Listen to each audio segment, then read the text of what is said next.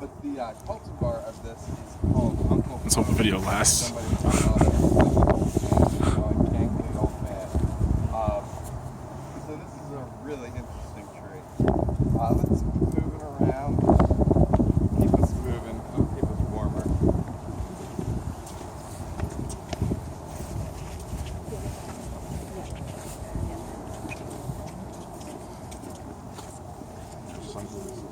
That I probably even left.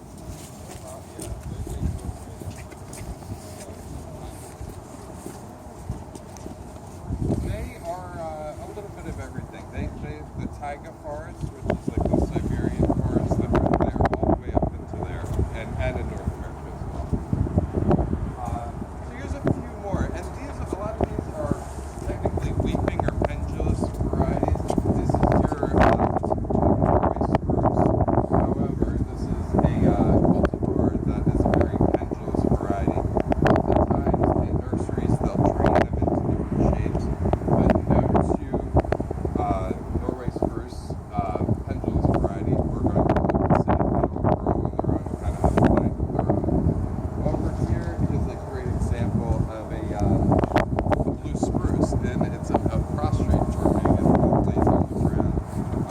That one is particularly great because it offers a different color in the winter. Blue spruce. One of the great things about evergreen trees is they offer this continuity to the landscape where, the winter comes and all the flowers Cultivar. and these kind of really stand out and create a backbone to a garden.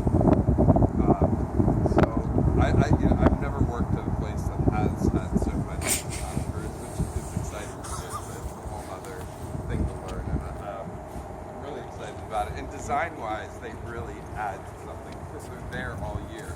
And a lot of people think of, trees and plants as they enjoy the colors of them, but evergreens kind of offer so much more. They do have subtle color differences, which is great, but they also offer Sunlight. crazy shapes.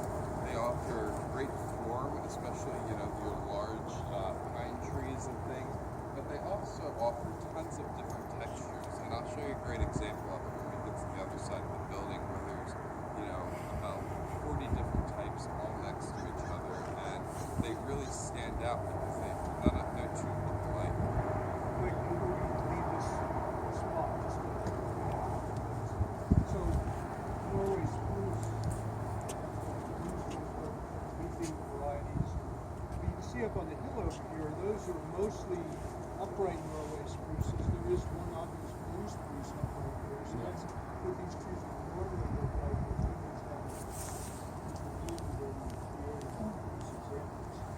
Just one last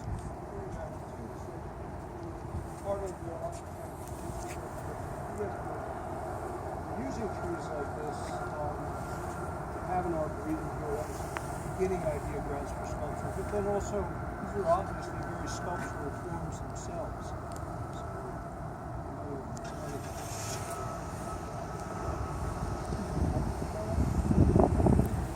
Conifer. No, Cultivar. Cultivate, but cultivar.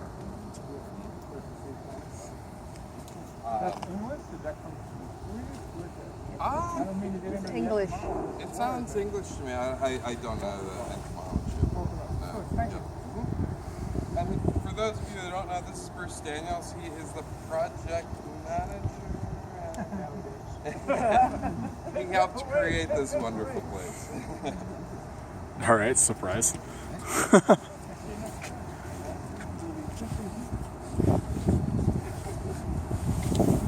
Contribution to the area. Good, that's what I had in my head. I had it right. Cool. Conifers. Dude, hell yeah, man. Conifers. Norway spruce.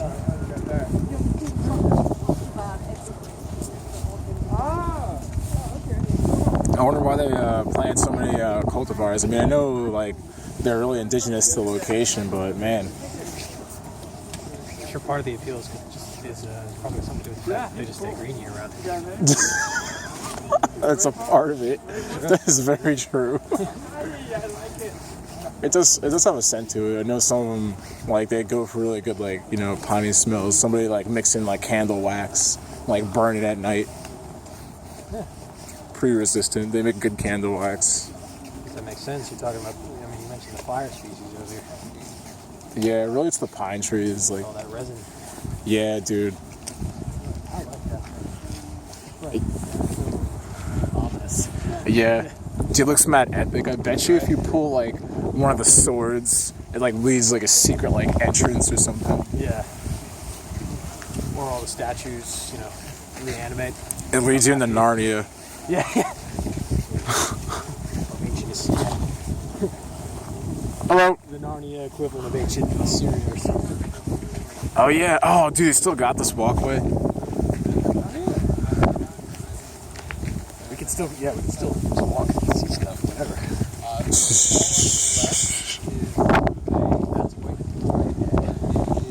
That's it. The yellow really stands out more in the but it offers that nice soft texture and a different color.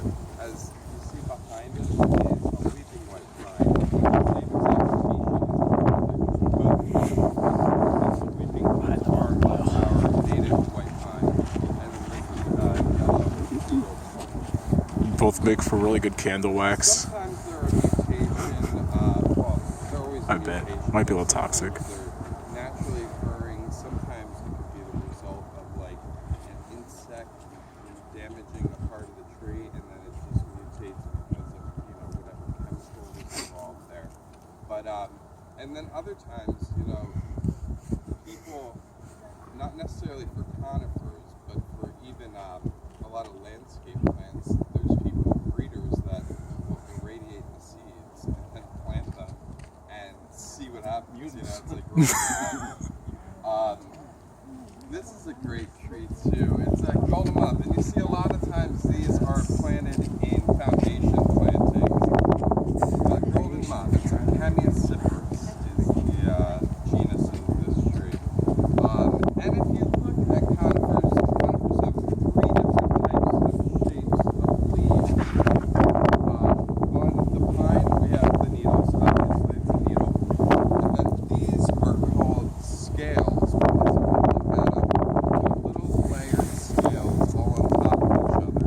And then the third type is an awl form, AWL, and I'll show you that on a different tree. But this one offers like a nice airy light texture. You see people plant these right next to their house, and then you have to shave them and distort them because they get huge. And this is allowed to grow to its natural shape. It's a beautiful natural shape, but it can't be, you know, right next to your front door. And then over here is a little intrusive. Yeah, a tad. Oriental spruce. And it's a yellow fork. This tree, although it does have a tight, compact habit, was trained in the nursery and continued here to keep it tight. Usually this tree would be probably about 10 feet wide at that height, but here you see that it's only about 5 feet. And these are amazing because it's, you know, a great gold pillar in the landscape. You can see that from the other side of the pond there. It just peeks up over everything. And that's what I mean about really standing out in the wintertime. As you know, there's no leaves anywhere else, but you see these great spires coming out. Yep.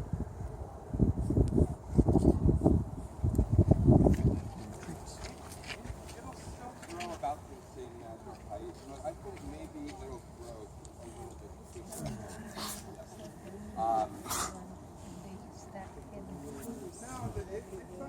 I don't think it was Just kind of totally. spiral, that's just like a natural little hole. It was just trimmed to keep it tight. And Secret clubhouse, the best thing ever. no, not on that one. No, you know, that would be ideal. It was a tight. She has it because it can. Big tiny A lot of we've never taken down. growing points starts as an elongated piece before it leaves out, and that's called a candle. And what you can do to keep your conifers at home, especially the dwarf ones that we want to stay small, that are planted next to the door, is to keep tight, you can just basically, just like you're supposed to do when you're putting asparagus or along, you just take that handle and put some pressure on it, and it'll naturally snap. A lot of people do it with pruners, but when you do it with pruners, you risk kind of damaging the needles below where you're cutting, so you usually end up with a little round top to it. So that's why I use the pruners, and to go ahead and keep them tight. I'll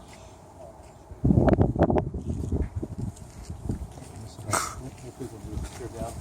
We had our black cat erosion. That's your tree.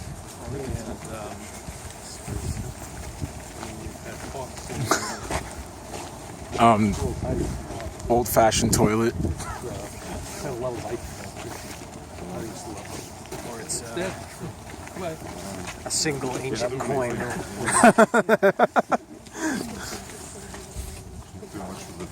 the equivalent of a prehistoric piggy bank. Yeah, Sorry. it's okay. I walked into you. It's all right. The sun feels good. It does. The sun is good.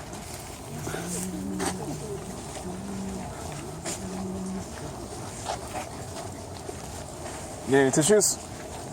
No, I have. Or napkins? I come prepared. I know myself. Oh, cool. All right. Nice.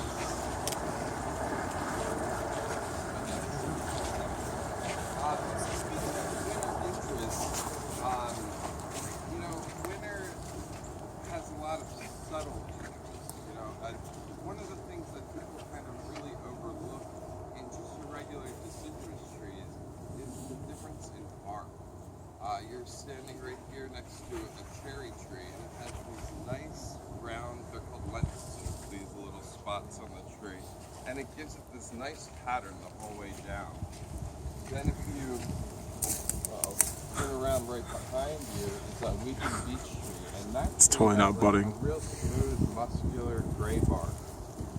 And then we're next to a sycamore tree, which has amazing exfoliating bark that only improves with aging. And that really stands out in the winter too. If you're driving down the highways in areas that have natural sycamores, they just pop out of the woodlands because you see that white and that patch of bark.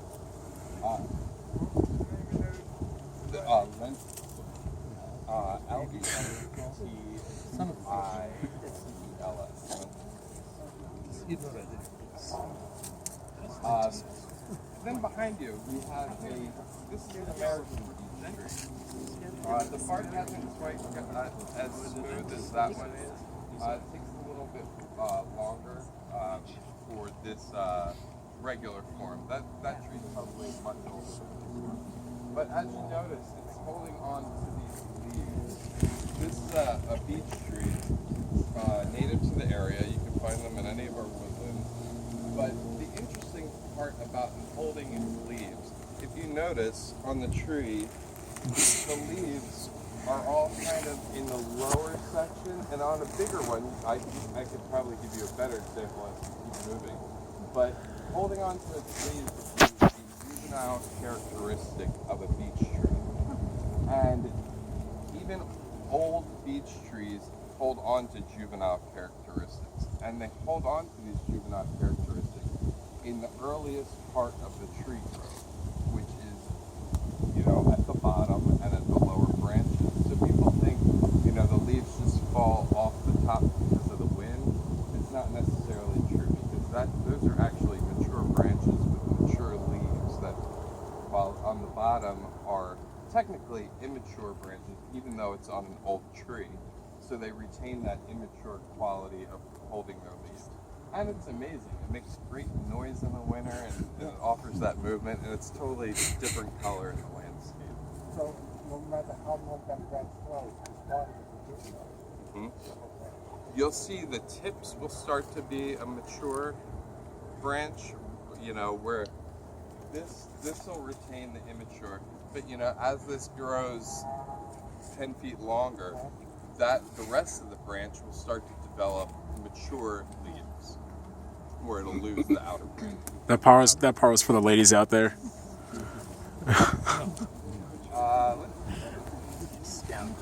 Yeah. Just like you and me. We're getting organized to behave like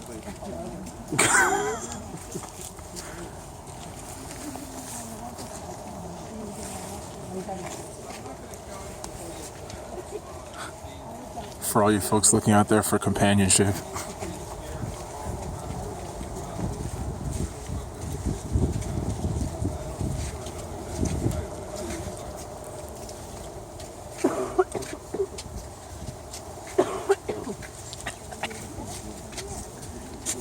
You can really see the sculptures in the winter time.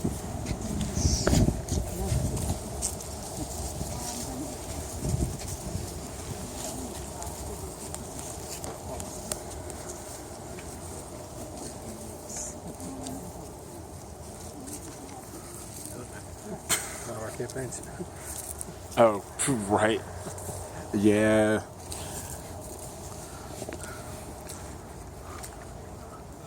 Oh, that is so awesome in the summer. I think That one over there's got water in it.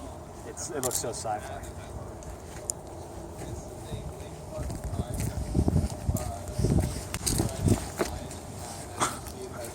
The needle-like leaves, but it has this amazing exfoliated bark. I think this even surpasses our sycamores, where as it ages, it becomes more and more exfoliating, and you get more and more color to it. I mean, if you look at this, there's at least 4 or 5 colors that are represented on the bark, and it also offers this texture where it feels. Beautiful tree. You don't see these too much in the trade, so if you're looking for something interesting, pick one up. See. What's that one called again? It's called a lace bark pine, Pinus bungi.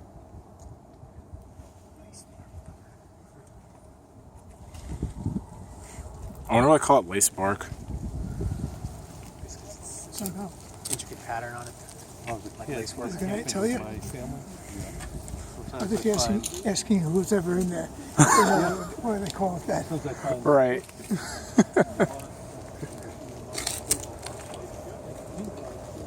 You know? Very interesting. It's probably got its uses.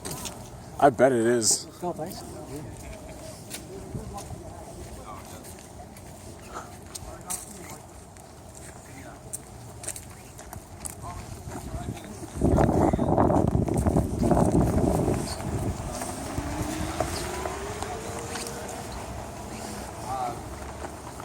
So, most conifers make cones.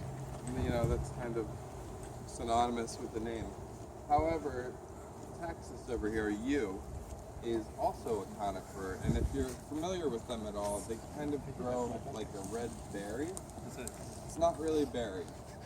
It's actually a seed that is a single scale, and then it's encased in a flesh. So that technically is a conifer as well, as you know, even though it doesn't have your classic cones.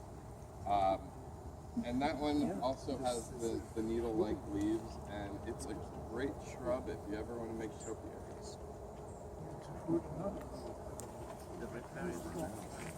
Topiary? No, you. Yeah, that's what we had. That's in front of us. Conifers have cones. So we cut it. Oh, look, we're coming up. We're about to enter Middle Earth. Oh, you mean this thing right here? Oh, the High Council.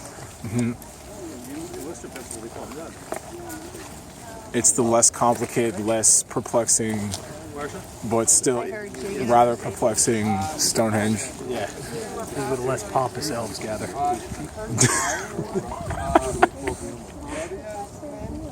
And if you notice, you can see a little exfoliation on the bark. As that tree ages, it will become more and more exfoliated, kind of like that lace bark pine itself. But that tree just has a real interesting form. Most trees, you know, have staggered branching, where this kind of all branches out at the same time, all throughout the whole tree. That's a really excellent, underused, great tree.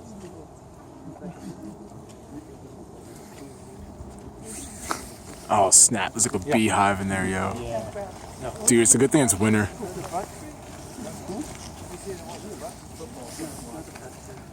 Yeah. There's another beach. Juvie leaves on the bottom half.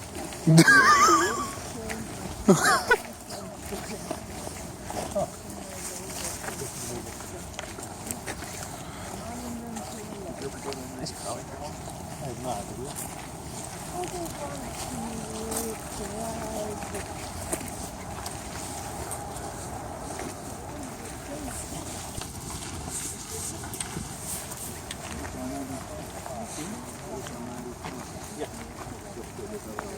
Yeah, I know.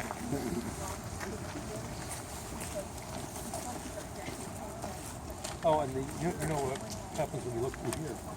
You see that house there? The reason they did it?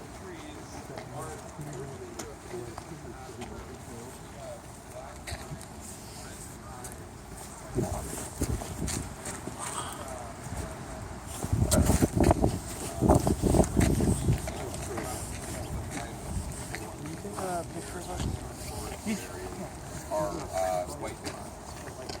Here's examples of two different types of red pine. Yeah. And I believe the reason they're called red pine is because of the wood. Because there's reddish colors. So here we have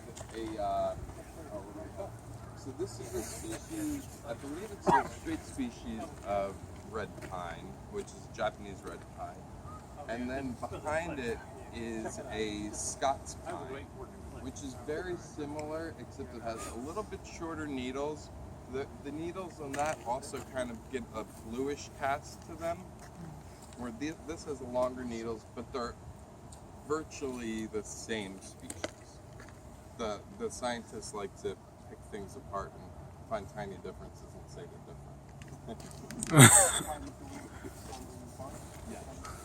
Yep. And red pine and all types. So a white pine, a red pine, or a black pine isn't necessarily a species. It's a group of species within pines. Yep. Exactly. All right.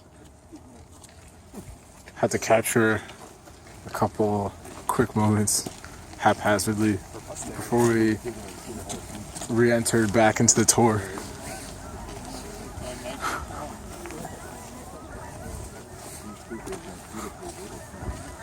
Over there? What's the name of that lake?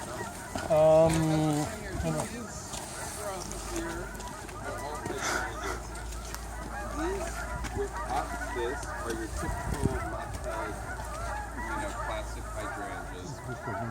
Where this is called a spoon hydrangea. These are native to the U.S. and what I love about them is they really retain the flower into the wintertime. And anytime you can add another texture, color, shape into a garden that lasts throughout the winter, you should do it because you don't want to look at just a flat border. So in addition to, having your evergreens and things like that, add things that just hold interest throughout the winter is a great idea, and this is a great plant for that. And it's a native plant that benefits our native insects. It's Hydrangea arborescens, which is smooth hydrangea, I believe is the typical. Can I do is go into I remember when I first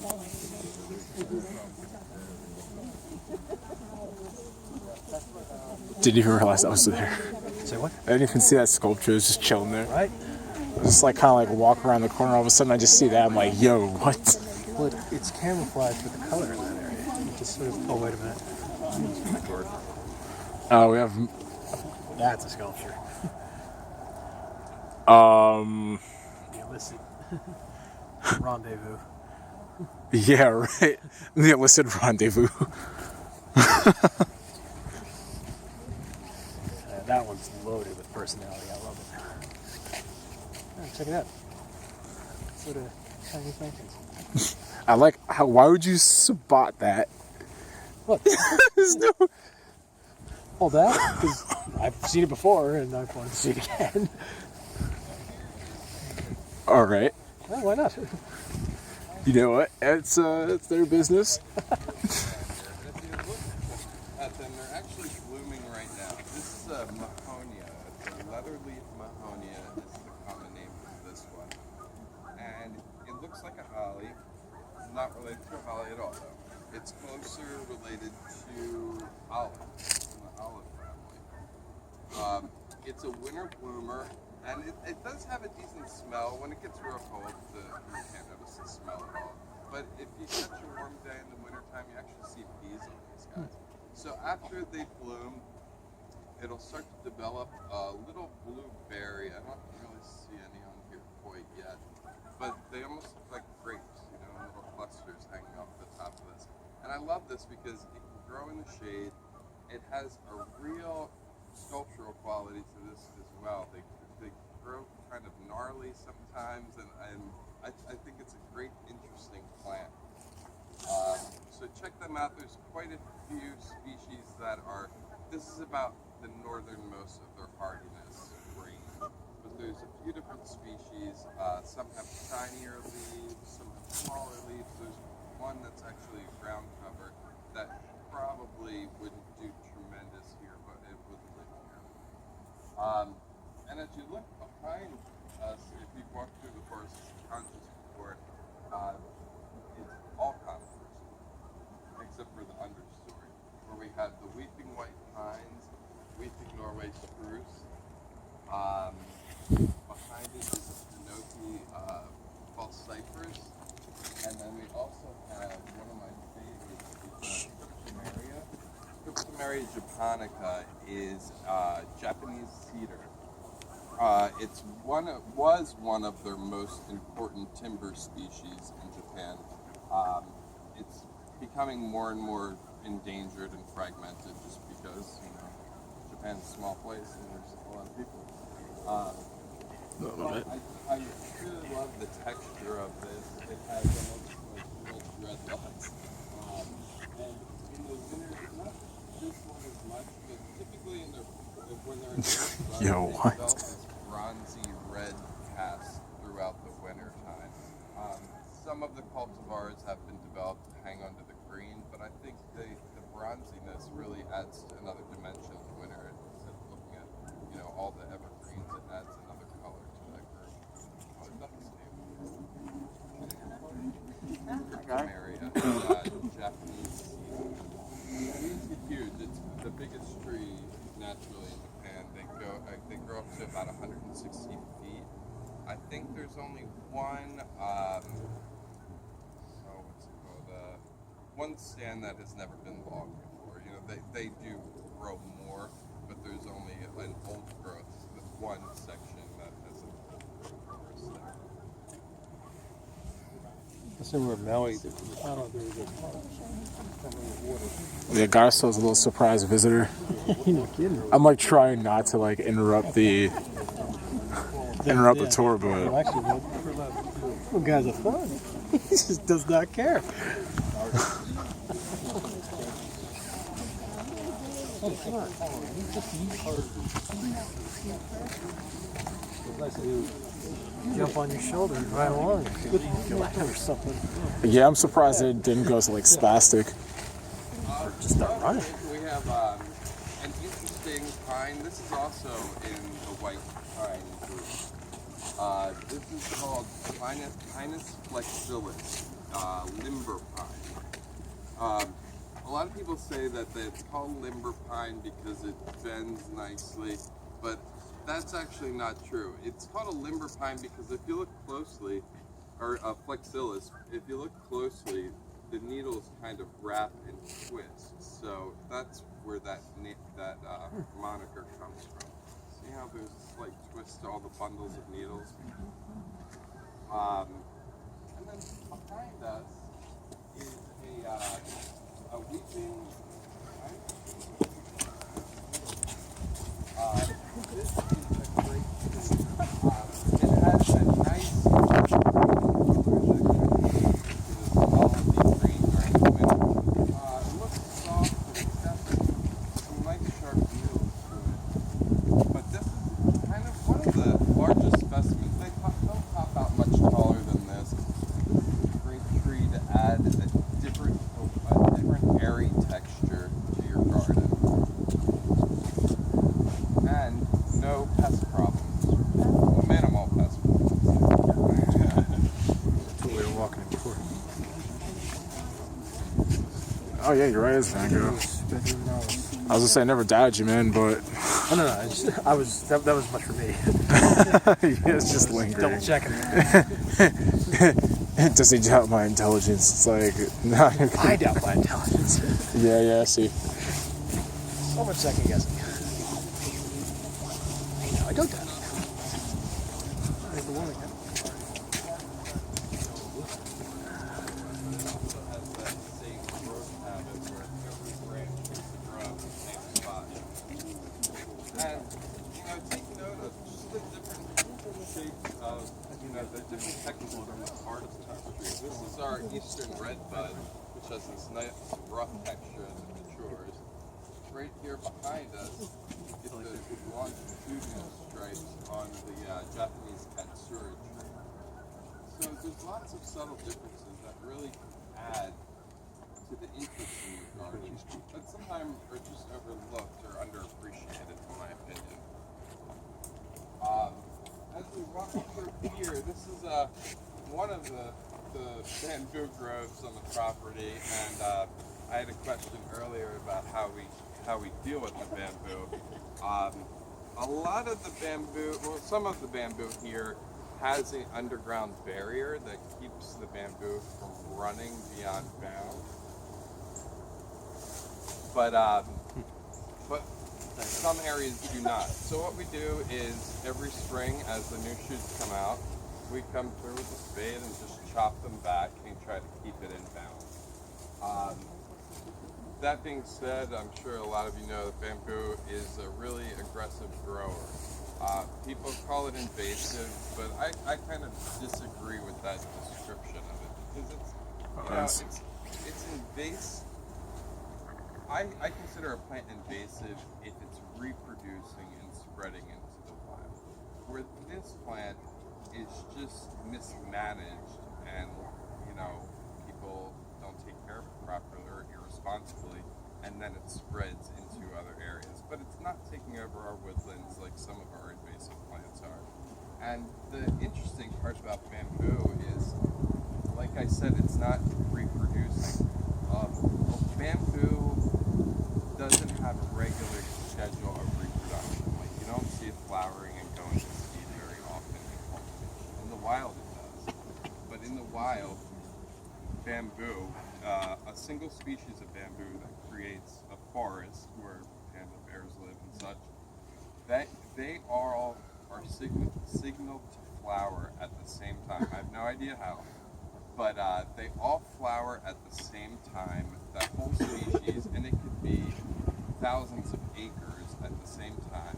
They go to flower, they create their seed, and shortly thereafter, the whole stand dies.